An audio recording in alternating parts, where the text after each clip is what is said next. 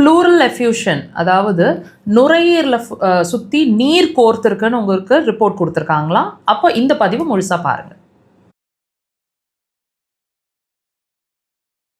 நிறைய மூச்சு வாங்கிட்டே இருக்குது, கொஞ்சம் தூரம் நடந்தாலே மூச்சு வாங்குது, மாடிப்படி ஏறினா இறங்குனா ரொம்ப மூச்சு வாங்குது, இதனால் போய் டெஸ்ட் எடுக்க சொன்னாங்க, எடுத்தோம், நீர் கோர்த்துருக்குன்னு ரிப்போர்ட் வந்திருக்கு.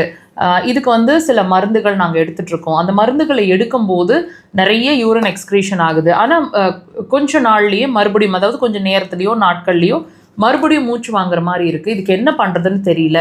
இதுக்கு மருந்துகள் ஏதாவது தீர்வு இருக்குமா? இது ஏதாவது உள்ளுறுப்பு சார்ந்த அறிகுறியாக இருக்கக்கூடுமா? இதுக்கு என்ன தீர்வு, என்ன காரணமாக இருக்கும், எல்லாமே இந்த பதிவில் நீங்கள் தெரிஞ்சுக்க போகிறீங்க. 3 நிமிஷம் இந்த பதிவை முழுசாக பொறுமையாக பாருங்கள். கண்டிப்பாக உங்கள் பிரச்சனைக்கு சொல்யூஷன் கிடைக்கும். இந்த ப்ளூரல் எஃப்யூஷன் அப்படிங்கிற ஒரு விஷயம் நம்ம பார்க்குறது நுரையீரலில் பிரச்சனை இருக்குது, மூச்சு வாங்குது, நுரையீரலில் தான் ப்ராப்ளம் இருக்குதுன்னு நீங்கள் பார்க்குறீங்க இல்லையா?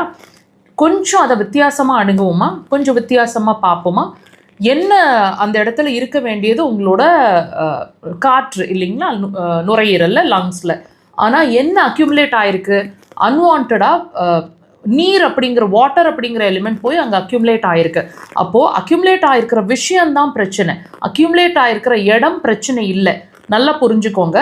இந்த நீர் அப்படிங்கிற அன்வான்ட் வாட்டர், வேஸ்ட் வாட்டர் அப்படிங்கிற ஒரு விஷயத்த உடம்புலேருந்து பிரித்து வெளியே தள்ளுற வேலையை பார்த்துட்ருக்கிற விஷயம் 2 ஆர்கன்ஸ். ஒன்று யூரினரி பிளாடர், இன்னொன்று கிட்னி.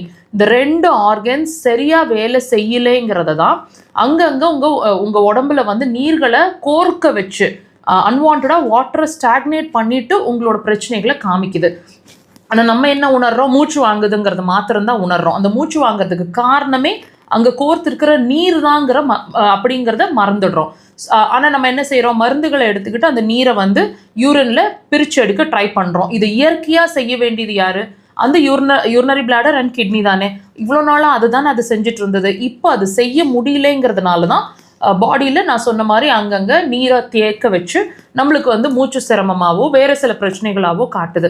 இப்போ நீங்கள் ட்ரீட்மெண்ட் பண்ணிகிட்ருக்கிற ஒரு விஷயம் உங்கள் நுரையீரல் ப்ராப்ளம். அதனால் நுரையீரலை பார்த்துட்ருக்கீங்க.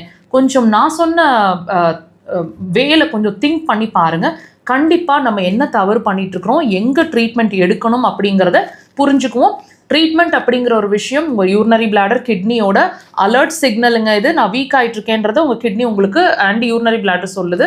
ஸோ இதை ஒரு அலர்ட் சிக்னலாக எடுத்துக்கோங்க. அக்குபஞ்சரை ட்ரை பண்ணுங்கள், கண்டிப்பாக அதுக்கான சொல்யூஷன் கிடைக்கும்.